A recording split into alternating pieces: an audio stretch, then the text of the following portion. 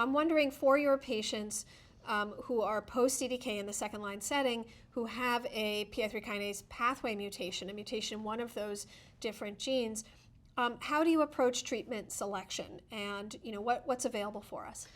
And as you mentioned, the PI3 kinase pathway is one of the canonical oncogenic signaling pathways that impacts many different features of tumor cell growth and progression. So cell survival, cell division, motility, metastasis, all of that occurs downstream of PI3 kinase.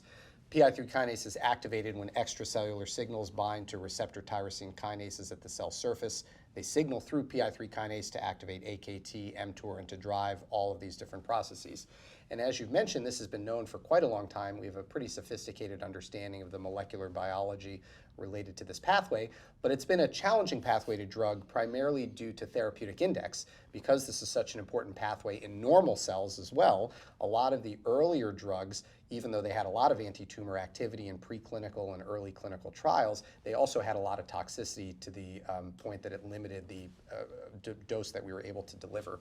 But all that changed now about 7 years ago. In 2019, we had the SOLAR-1 study, which was the first successful prospective phase 3 trial looking at a PI3 kinase inhibitor, alpelisib.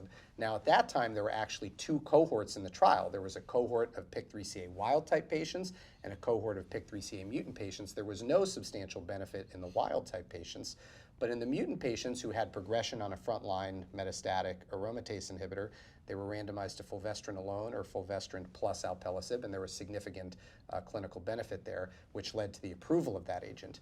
Now, all of us who treat a lot of breast cancer patients, when we started to deploy that agent in clinic, we ran into a lot of toxicity issues, primarily high-grade hyperglycemia, even in patients who didn't have a history, in many cases, of diabetes, sometimes landing patients in the hospital or with pretty significant side effects.